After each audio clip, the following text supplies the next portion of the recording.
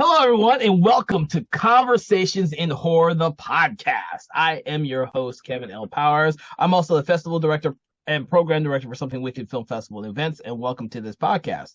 We are doing a couple of, very special episodes this month in homage or to recognize the amazing talents of the writer, producer, director, Roger Corman, who recently passed away a month or so ago. So we're doing some episodes to highlight some of his most infamous and famous films. And the one we're going to be doing tonight is what are we doing tonight? No, we're not. Piranha 2, The Spawning. We're doing Piranha. Sorry, everybody. We had this great conversation before starting this episode in which we were discussing everything Roger Corman and, of course, The Keep before getting to this episode. But we are doing Piranha tonight. From 1978. The Keep was Michael Mann. I know you know it is, but people listening might think you think that it's Roger Corman. Yes, Roger Corman did not do The Keep. That was Michael Mann's first film, I believe. Or second, is one of his earliest films. I know that. Possibly. Must have been. Yeah, but we're going to be doing he was not happy with The Keep. Is that right? Right, but I guess we ought to talk about Piranha. Okay. Executive produced by Roger Corman. So if you are familiar with the voices that are with me today, my special guests are Nate Hill and Dave Watkins, who have been on the show a lot of times beforehand. And as normal on the show, Conversations in Horror, we just kind of go on tangents sometimes, as we might tonight, as it sounds like it might end up doing. But we are going to start off with Piranha from 1978, which was directed by Joe Dante. And I'm trying to remember who wrote it. John Sayles. John Sayles. Thank you, John Sayles. Before he started doing art house films. So, gentlemen, let me know, because we like to tell everybody our first impressions of this movie, or tell a little bit about that in regards to this movie, Piranha. So I think Nate watched it for the first time, right, Nate? Yes, I did. This was a first for me. And oh, wow. I'm pleasantly surprised. Normally, I have a hard time saying through 1970s horror movies. But Piranha, much to my surprise, was very watchable. All credit to Joe Dante here. You know, he did a better job than I would have expected. And, of course, Joe Dante would later go on to direct classics like Gremlins and The Burbs and what have you. Gremlins 2. The new batch. Oh, let's not talk about Gremlins 2. I like Gremlins 2. Oh, God. I'm still reeling from that one decades later. But that's okay. Gremlins 3 will be out soon, or the Mogwai television show, or whatever the heck they're working on right now. He also did The Howling, which is also written by John Sayles as well. Yes.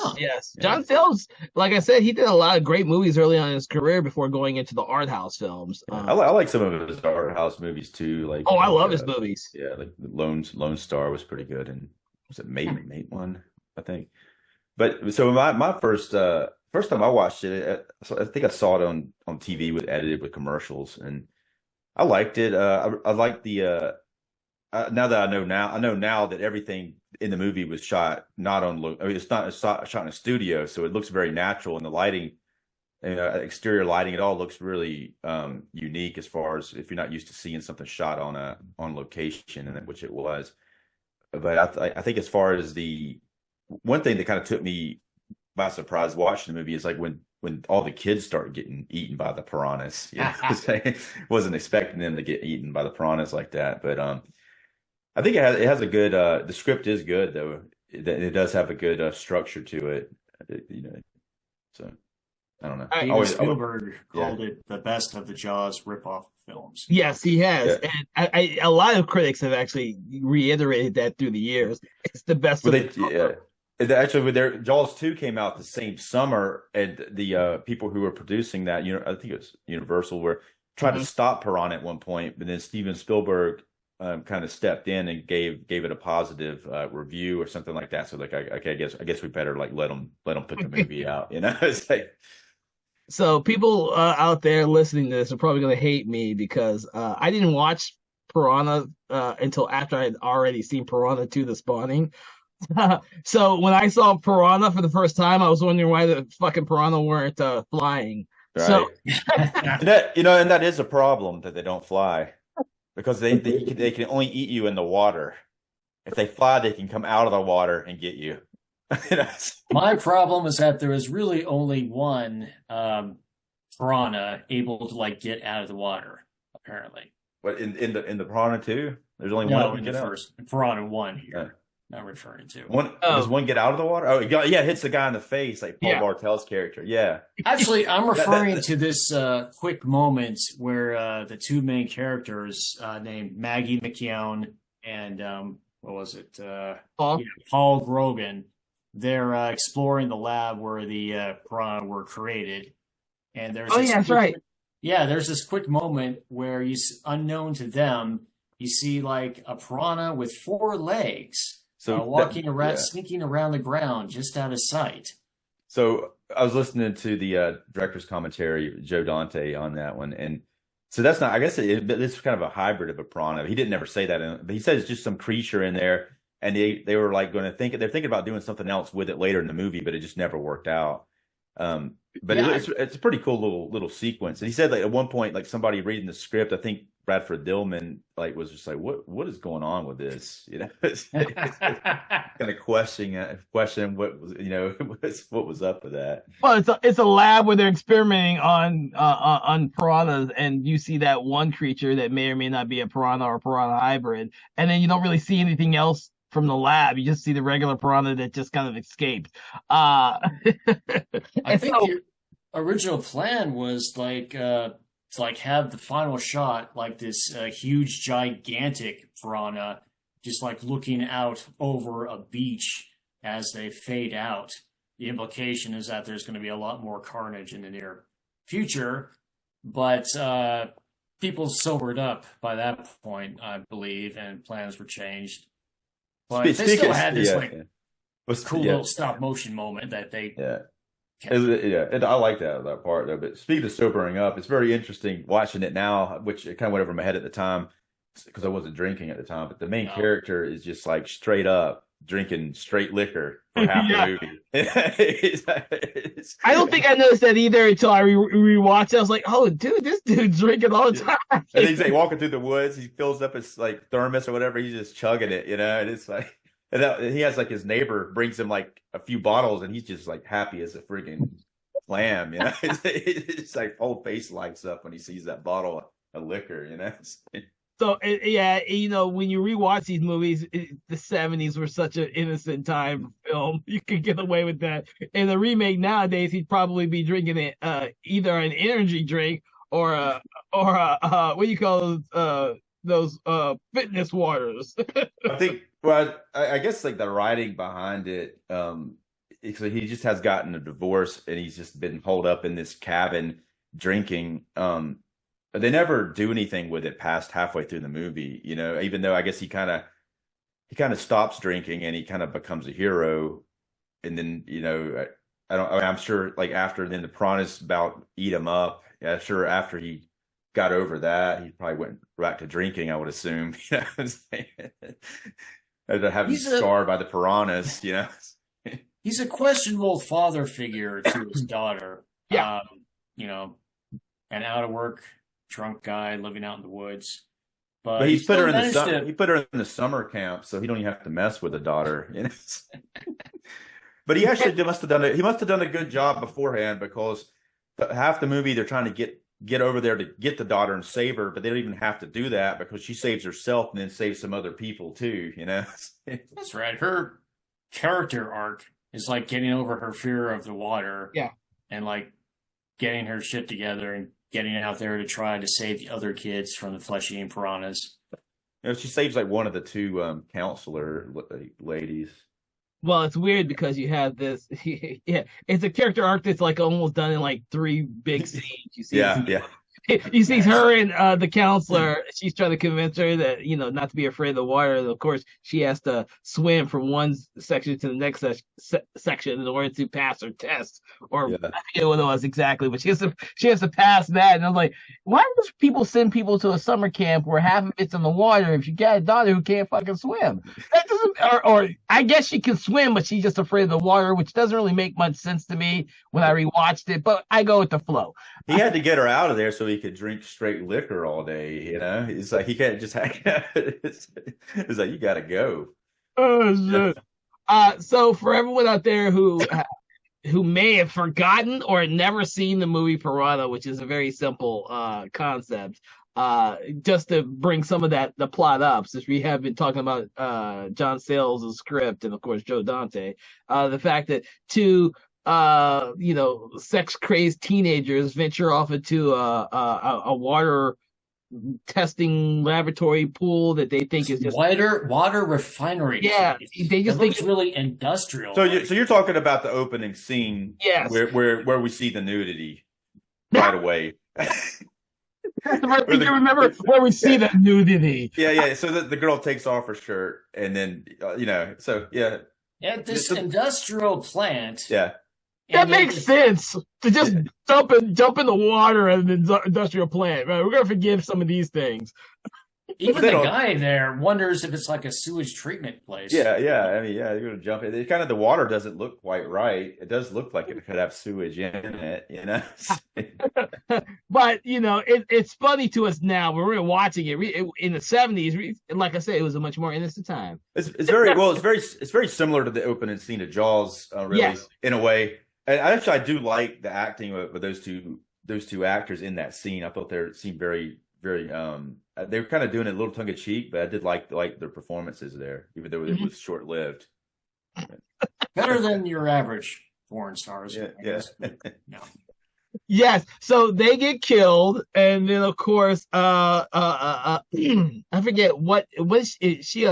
She's not a reporter. She's a skip tracer, apparently. Skip tracer. Okay. Who's hired to track down these two missing teens. Mm-hmm. And in the process of going after them, she comes across the drunk guy, Paul Grogan, and played by Bradford Dillman. And Paul Grogan is drafted into guiding her up through the woods and after the probable location where these two teens went, and they wind up in the same location as the Piranha.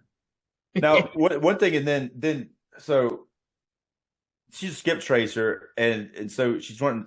That's where their bodies are in the water. Some they find her like I think it's a necklace that belongs to her. I think it's a necklace or some kind of But anyway, so she really fucks up the whole thing. Everything would have been fine had she not done this. They go inside. She's like, "We're gonna drain the pond. I bet their bodies are in there. We're just gonna fucking drain it." And then that's when the crazy doctor guy shows up.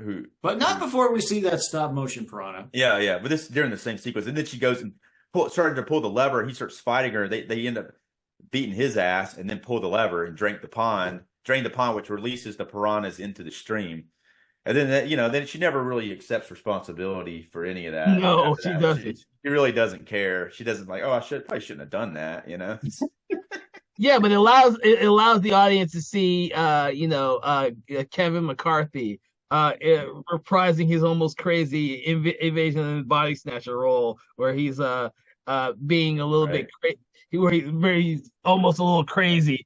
He's really good in this. I mean, he is. He doesn't live long enough in the movie, So, unfortunately, yeah. Sure. I mean, not before he establishes that these are in fact mutant piranhas that can survive in a American river outside saltwater.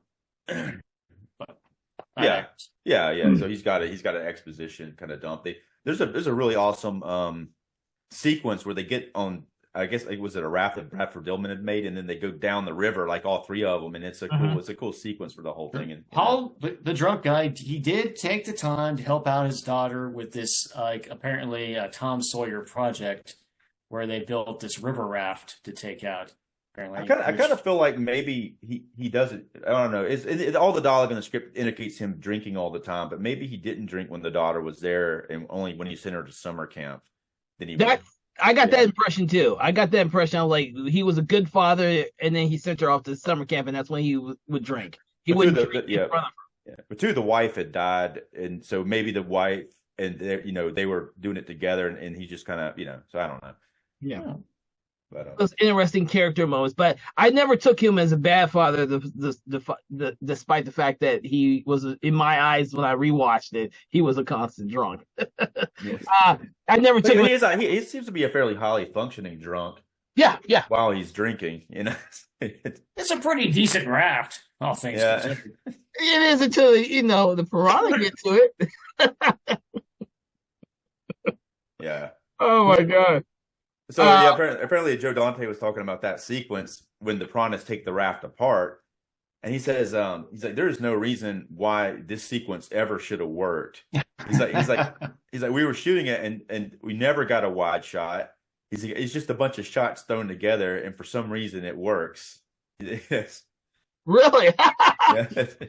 Wow! I never. Does the scientist get eaten before or after the raft falls apart? It's before, and this actually really annoys me. What happens with that? It's so unnecessary. Yeah, his body is his body and blood is what triggers a piranha to eat the rope. Yeah.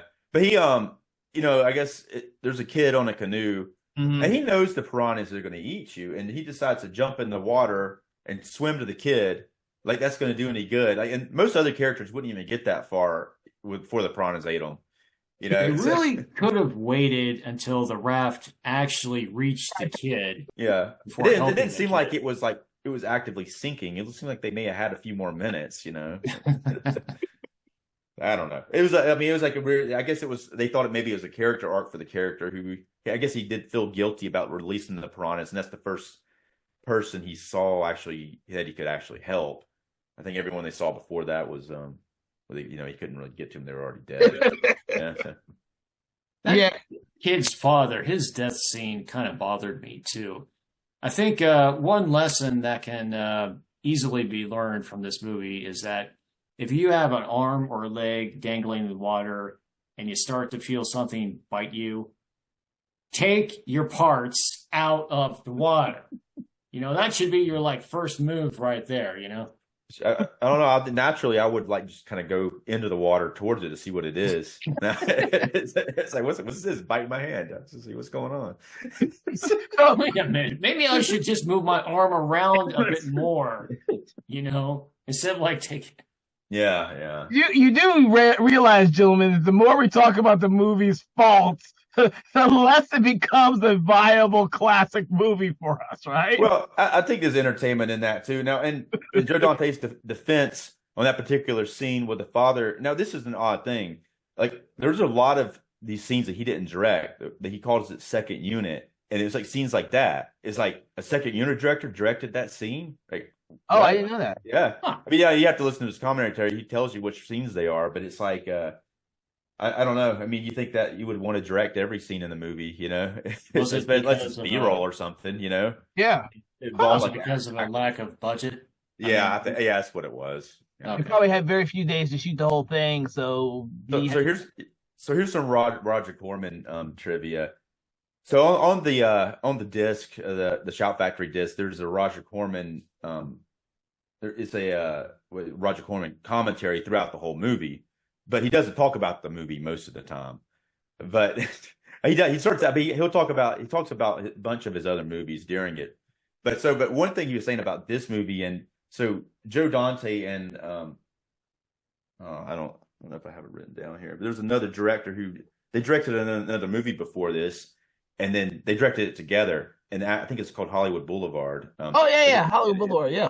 Yeah, I can't remember the other guy's name right now, but they. So he told them because they did that, he'd give them each an opportunity to direct their own feature. And so the other guy did a Rock and Roll High School, and then he picked Piranha.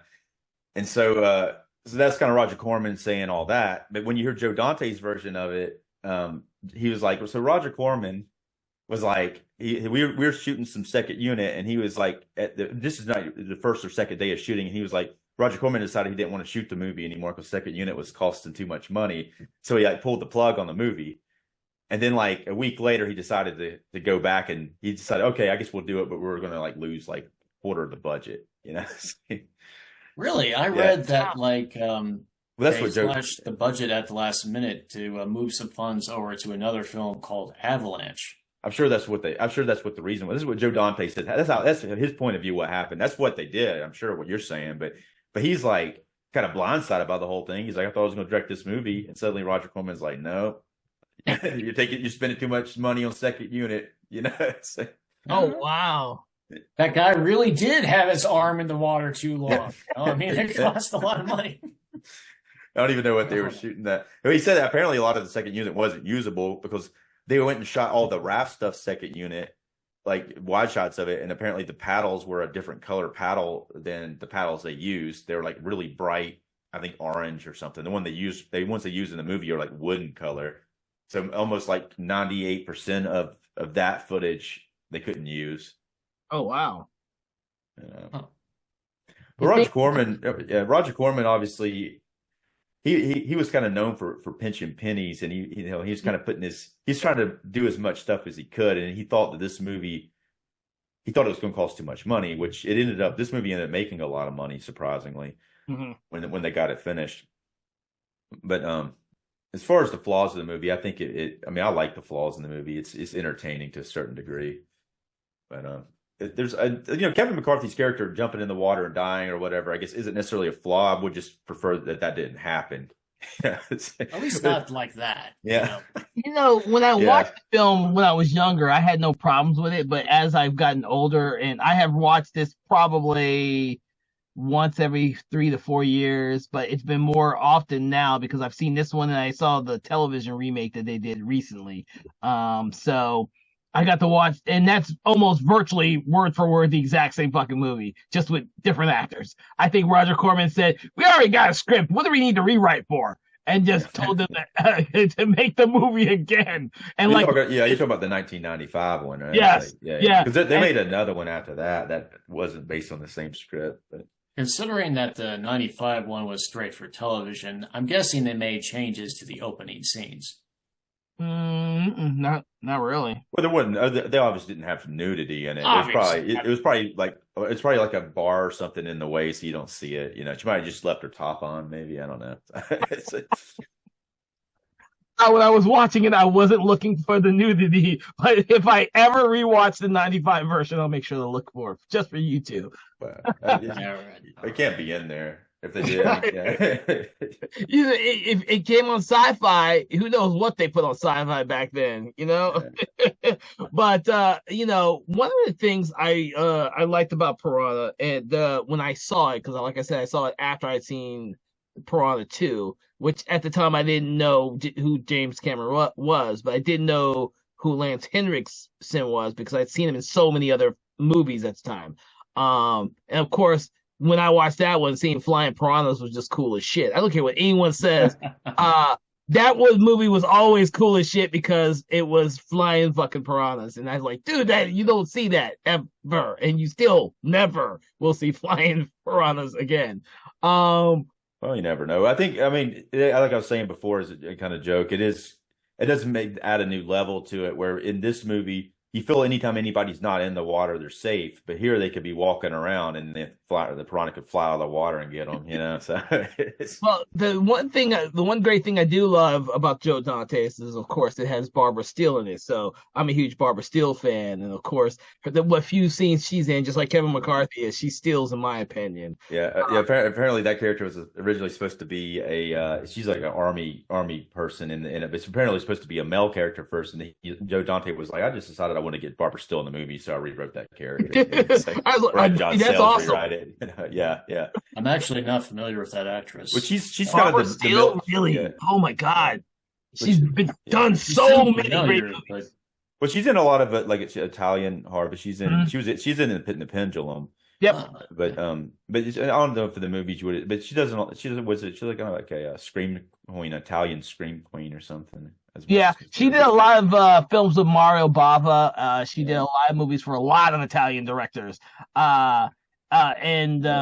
She was in the Dark Shadows remake they did in the 90s. Yeah, she was in the Dark Shadows remake. That's probably one of her last things, actually. But I think she's still. I mean, I think I was looking at her. If I'm not mistaken, she's still somewhat active doing voice work. She's that's good. yeah. I mean, it was funny as like her voice in the Pendulum was dubbed because it was like I guess her kind of she had like a British accent, but it was like kind of like not the right British accent. So they had to dub it because it wasn't the right type of accent for that time period. And so it's funny that she's doing voiceover stuff though now. Yeah, you're right. I forgot she's one of the characters in the Netflix version of Castlevania.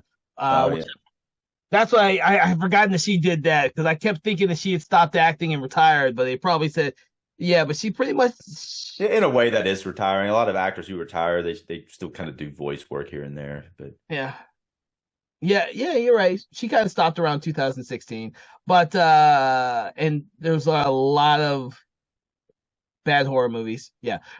That doesn't matter because like Lance Henriksen, she was like in everything in the 70s, 60s, 70s, not so much the 80s as much, but she was in a lot of the 60s and 70s horror movies cycles. And she was dubbed in a lot of those movies as well. Here they were, I guess, like because this movie is 1978. They're saying coming off of the Vietnam War. They seem like they were talking about how they had to put the military in there and make them look like dipshits. You know, saying it seemed to be a thing throughout the 80s. Actually, I mean, you get that in Return of the Living Dead. Yeah. Oh yeah. Well, okay, the Blob remake, that was what? Yeah, it was 89. I think it was 88 or 8 or 9. Okay. It's either 88 or 89 one, but which one? The Blob remake. Oh, yeah. I think it's 88 actually, but it's within a year, you know. So, yeah. The military was evil. Yeah, they're like, not only are they evil in this one, they're stupid too. Yeah. They don't really listen to the main characters. But the thing is, they know the piranhas are out there, and then they don't seem like they want to stop it for some reason. And there's no reason why they don't want to. But like later on, when people are getting killed, it seems like they start trying to help the people. It's like they're surprised that people are getting killed. Like, what do they think was going to happen? You know? And it's like even the colonel, that evil colonel, who's not really that evil, but I think they're just stupid, really.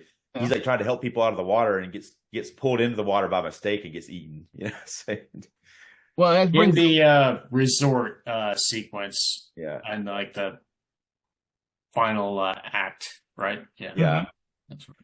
So, it's okay. So about that now, and this is like Joe Dante said that Roger Corman like wanted 2 climaxes. So he's like, we kind of did the same thing twice, just on bigger scales. Like we have the kids' summer camp, and they all get killed.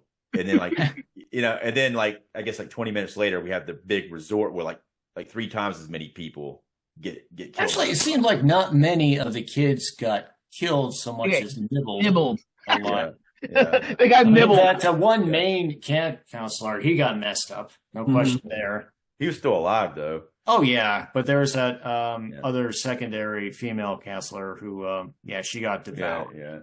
Mm-hmm. And that the actor playing that is like Paul Bartel. He's pretty well known indie kind of guy. He's also a director, or he was, but he's pretty funny in this. His character as the main counselor, I found hilarious in this thing. I mean, just how intense and angry he is about keeping the kids from swimming at night, and he's all intense about like this summer camp competition.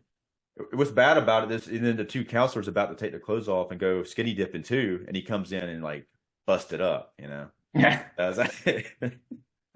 I thought they were about to repeat the opening scene there, you know, but it didn't happen.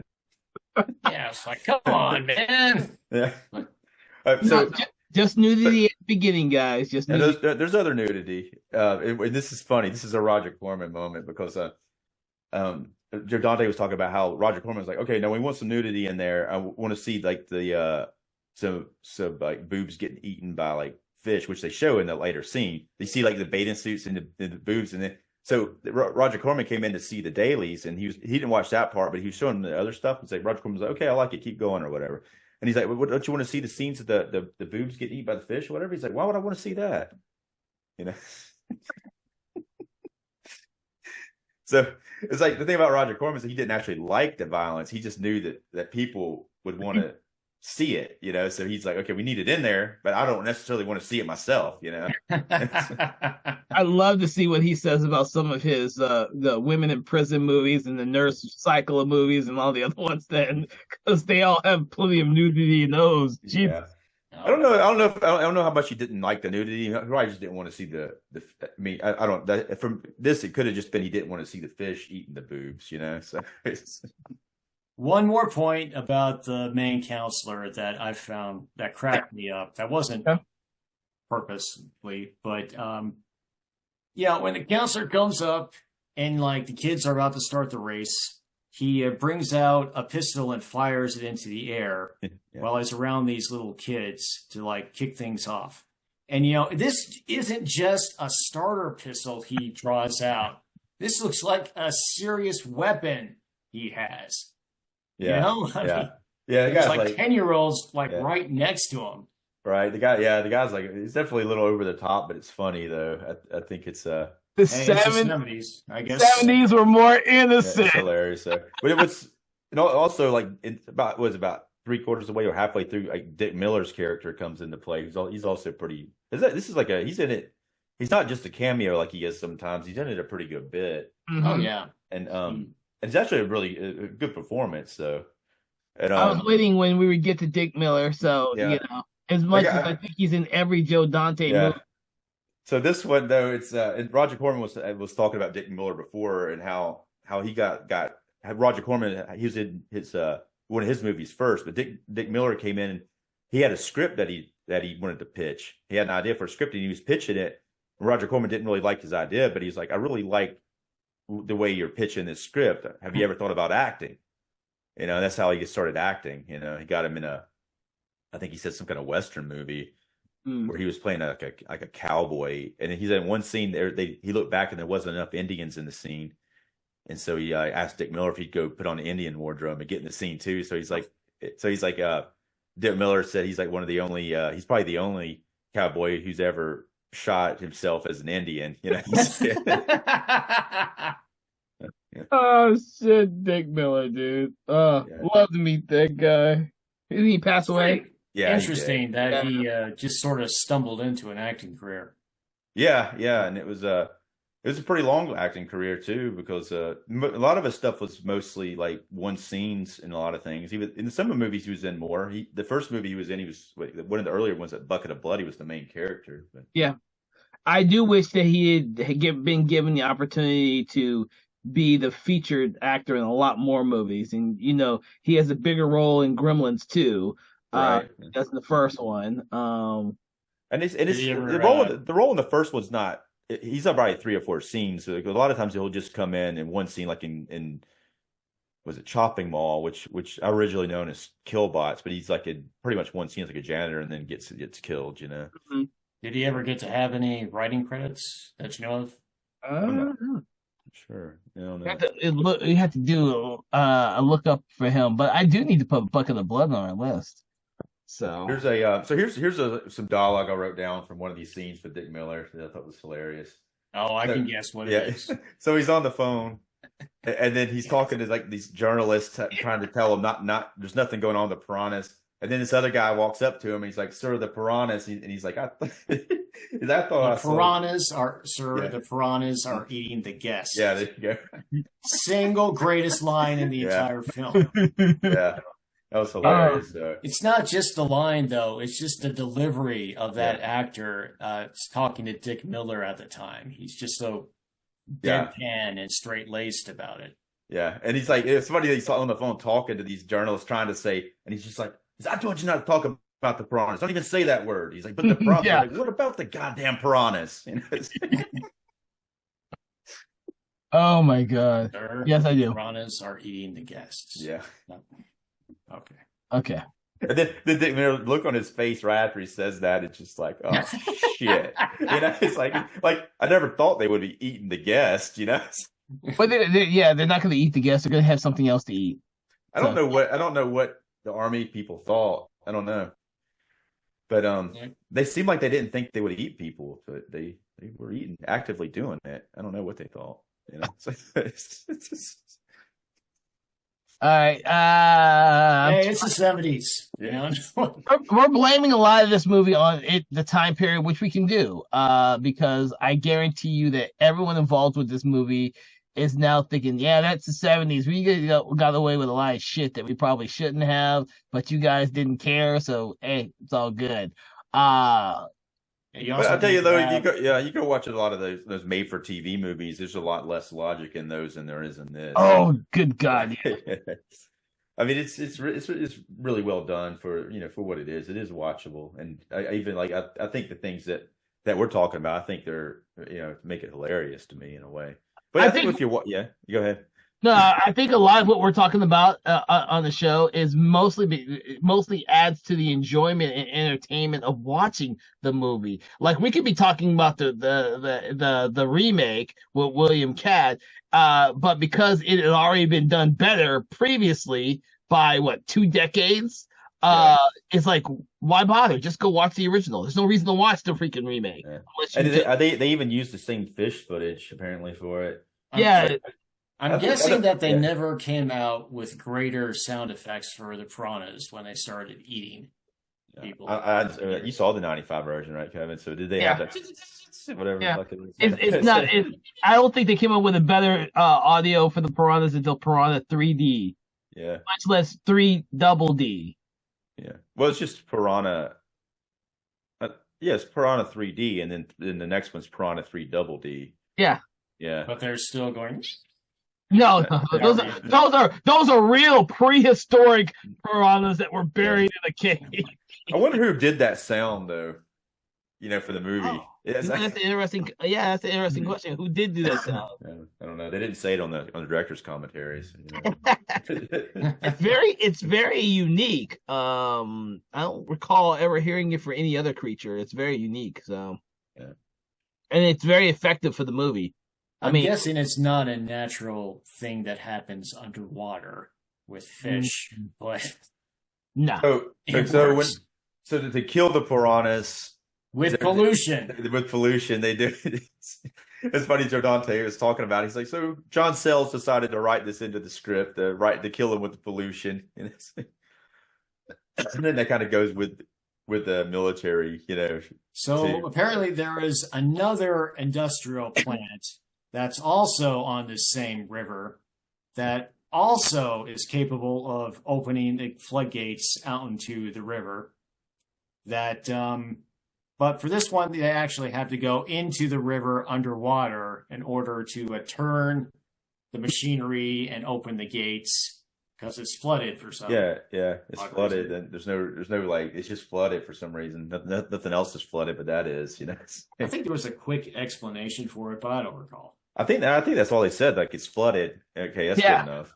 I don't think it was I don't think they had a whole bunch of. Well, I think it's better that they left it at that than to have it's flooded because here's what happened last week. It was raining really hard.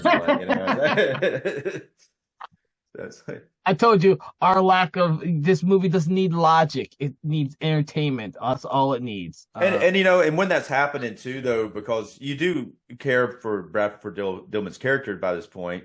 Mm-hmm. And he goes underwater, and you're like, man, this is same thing that happened to Kevin McCarthy is going to happen to him now. But it takes the piranhas a lot longer to get there. I guess they weren't even alerted to it for a while, But how there's so many piranhas is the thing.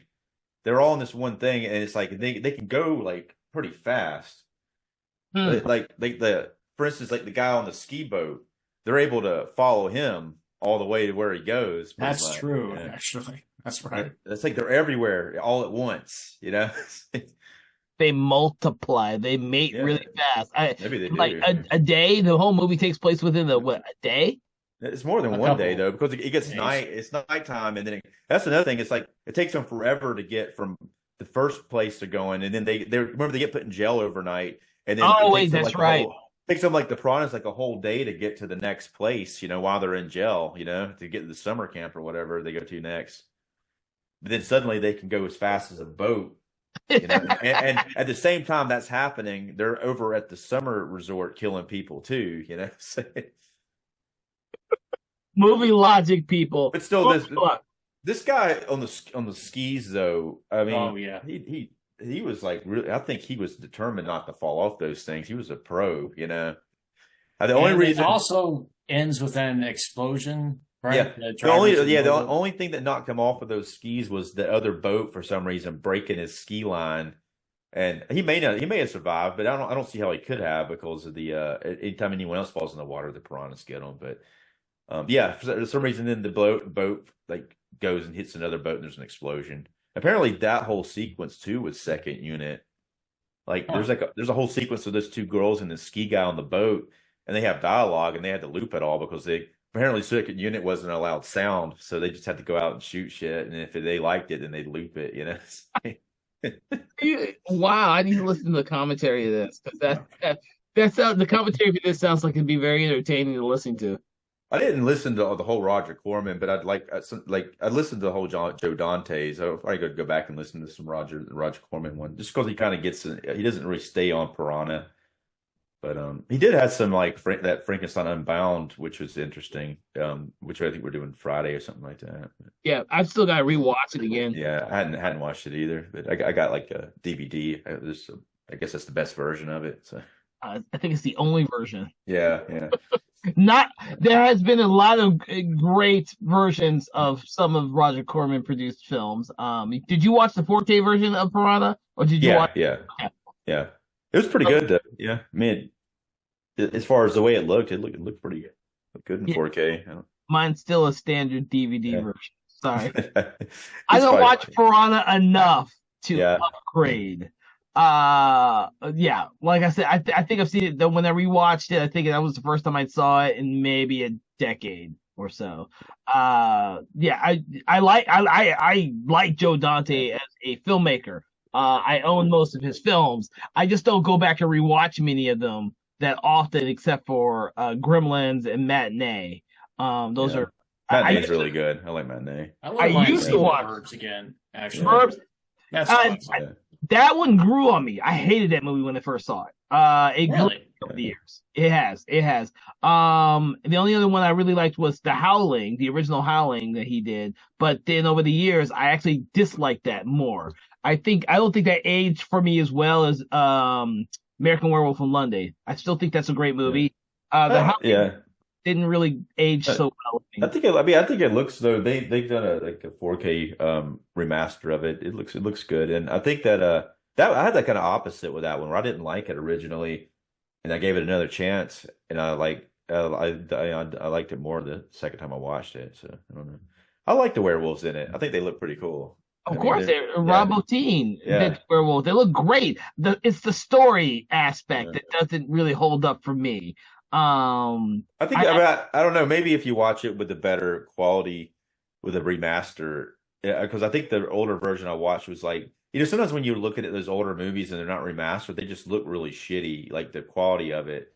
But I think if you look at the newer one, it kind of looks like almost like a new movie in a way. I'd buy that. I'd upgrade mine for a 4K on that one. I have a Blu-ray copy, the Shout Factory Blu-ray copy of it, but I don't have a 4K of that one. Well, if you're at the Blu-ray copy, it looks pretty good. So you just don't like it, then you're like, okay. For everyone out there, out of all of Joe Dante's films, Howling, I used to watch every year a new one came out. So when they go into that phase of let's release a new Howling movie every fucking year, I'd rewatch all of them in order to get caught up with the new one, and none of them have anything to do with any of the other ones. So that's the franchise that always was. Well, except for the first one and the second one, dude, because Your Sister's a Werewolf is actually Dee Wallace's character, but it's loosely. But in reality, but they're all different. Do I have it here?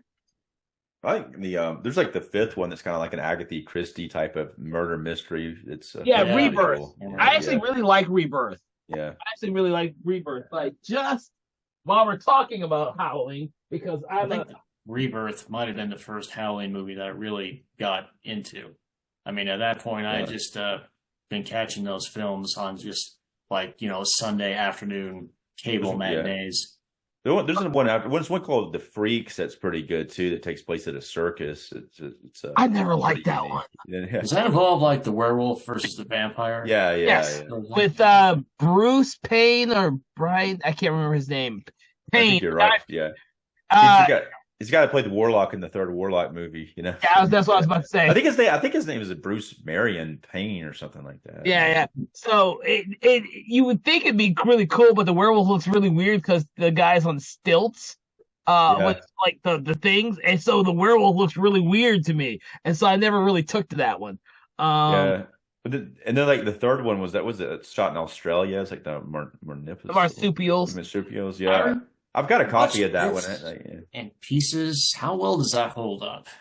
The special effects would never held up for that one. Huh. The story I always liked for the third one, but the special effects were never that good. But that director went off to do the fourth one, which is essentially a remake of the first one. And then of course, number 7 was a really, really, really shitty one. New Moon Rising or the New Blood Moon or some crap like that. It's really hard to find now. It's really shitty. And then of course they did the reboot, Howling Reborn, which I just purchased because that's the only one I hadn't seen more than the one time. Like I found it for like 5. Which one you talking about? Howling Reborn, and the last one they did, which I thought, it's a teenager a howling film. Oh yeah. So, but Joe Dante's franchise extended all the way out to 8 fucking movies. It's someone needs to remake it.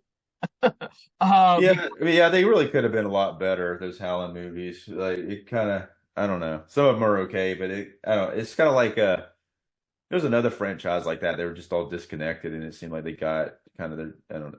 But yeah, they could have been better for sure.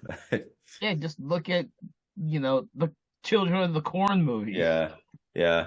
Which I mean, I guess they all kind of follow the same type of thing there, but Children of the Corn. But I guess they all have werewolves in them. But I mean, yeah, I don't know. I mean, it may have been a situation too where they didn't have rights to the original, like Friday the 13th, where they couldn't really they didn't have rights to the first movie. Sometimes, I like to see how close the book is, the movie is to the books. I had the book, but that might be what it is though. Like they might have to have whoever wrote the book might have the rights to it. Those characters, I don't know that. I'm just guessing. We're all just guessing at this point. Who's looking up the rights to the book? Yeah. I only had the book for the Howling and the Howling 2 because I happened to find it in a used bookstore and say, "Ooh, let me pick these 2 books up." I've never fucking read them. They're sitting on my shelf. I may never get around to reading them, but I have them, It's a nice collector's item. Well, yeah, I have the Amityville horror books too, but I ain't read that shit either. I think I tried to at one point. I just didn't get into it at the time. So, with that, since we got so far on tangents from Piranha and Joe Dante and everything else, are there any final words you guys would like to say about Joe Dante's Piranha / Sales or Dick Miller or quick little factoid about the main actress in Piranha? Her name was Heather Menzies Urix. Apparently, she was one of the kids from The Sound of Music. I mean, that was an early role for her. I recognized her immediately. Oh, really? Nah, just kidding. Oh, okay. I did see that movie a bunch in school. They kind of made us watch it like over and over again. I mean, it was only half the movie. They were like, however long the class was, and then it's like, oh, I don't know what's going to happen next. I have never seen The Sound of Music. I will make me watch it. Man. So you're saying you've seen the first half dozens of times? Yeah. No idea how it ends. Yeah, I had no idea. I assume they all die at the end. Is that? Oh my god! Maybe that'll be our next spin-off podcast: the Conversations in Musicals or something like that. I won't be able to get any of you or something. Yeah. I won't be able to get any of you to talk about any musicals, probably, except for Sweeney Todd. I can talk about some musicals. I can talk about RRR, that Indian thing. I don't know. I don't know if we'll have probably even have less of an audience if we did that too. Unless we sing. No, we might have a bigger audience. We have zero audience. We have to build our audience just like everyone else does. Yeah, So, how about you? Any more final words, Nate or Dave? man, I think I said everything. I should have held something back, but I think I said everything I had. I don't know. But How about you, Nate? Well, another lesson here. If you see a kid having a hard time on an upside down canoe farther down the river, just wait until the raft gets to him before you try to help that kid. You know? right, yeah. I mean, I don't know. I agree with that though, because it was very unnecessary. I mean, it would have been better had he died like when the raft came apart, or something. But I guess the raft wouldn't have come apart had he not got the blood on it. Yeah. So, and for everyone out there listening, despite the fact that I am going to speak highly of Piranha 2 more so than Piranha, do not dismiss the fact that I am a huge Joe Dante fan. Something about Piranha too, though. They're talking about that too. Like James Cameron didn't actually like direct that much of that movie. He directed parts of it, but there's like a producer who really they hired him because I think the producer was I think he was maybe Italian or something like that. But they wanted the name of the director to be American because they didn't want American audiences to know it was not directed by an American. And so they pretty much like directed a lot of the movie, and they kicked James Cameron out of the editing room. And apparently James Cameron did another edit of it that has been released in some points. I think so there are 2 edits of it. Hopefully they'll eventually release his edit in a better version. I think right now there is a Blu-ray version of the original theatrical edit, but not James Cameron's edit. Oh, you don't have it? Shout Factory did a Blu-ray version, I thought. Yeah, that's what I'm saying. There is, but it's your theatrical version and not the James Cameron version. I think the James Cameron version, it may have been available, like showed it on TV or something like that, But they let him eventually, once he became more famous, they were like, oh, okay, well, we should probably get him to come back in and do a re-edit of this thing, try to make some more money, He's saying no.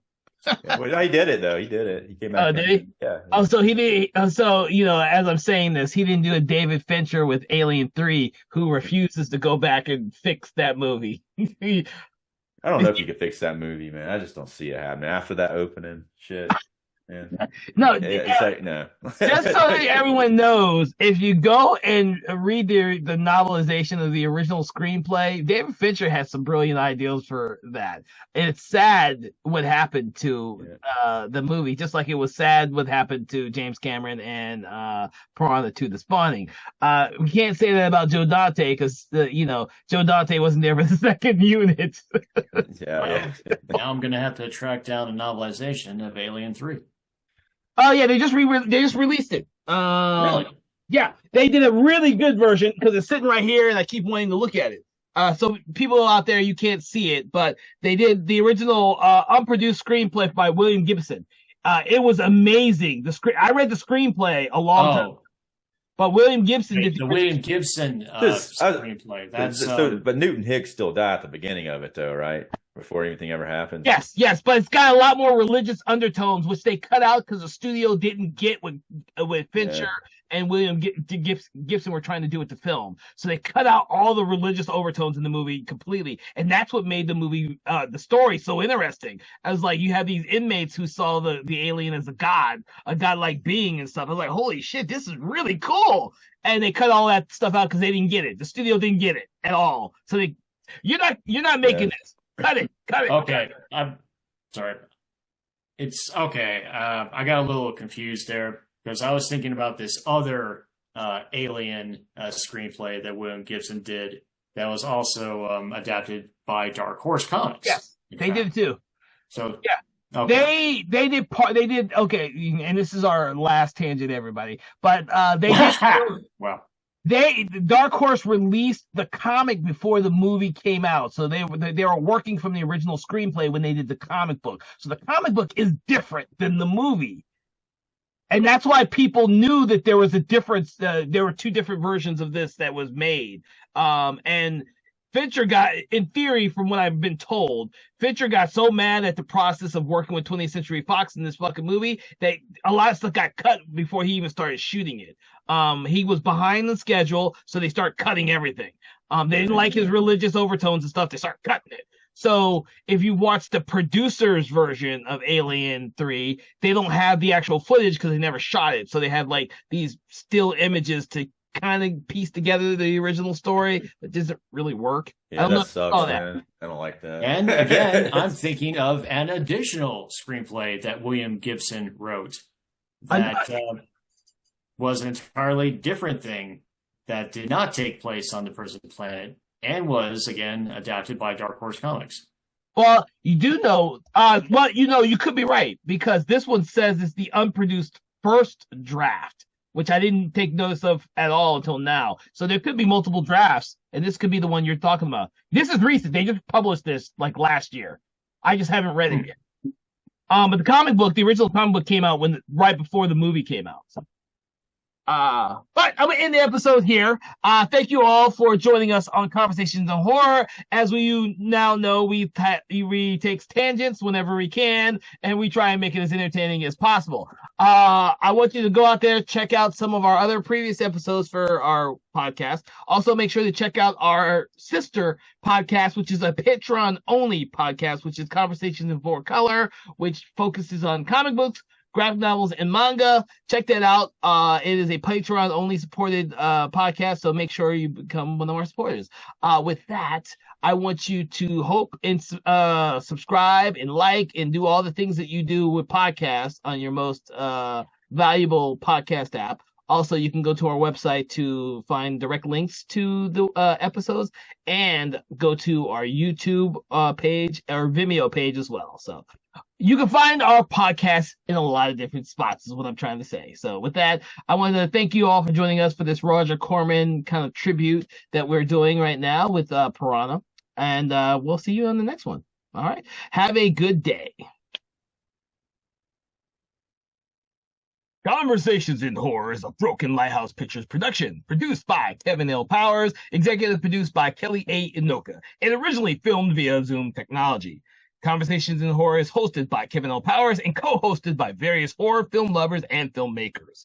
To learn more about Mr. Powers, please make sure to check out his Patreon page and other social media platforms. Conversations in Horror is copyright 2024 Broken Lighthouse Pictures production.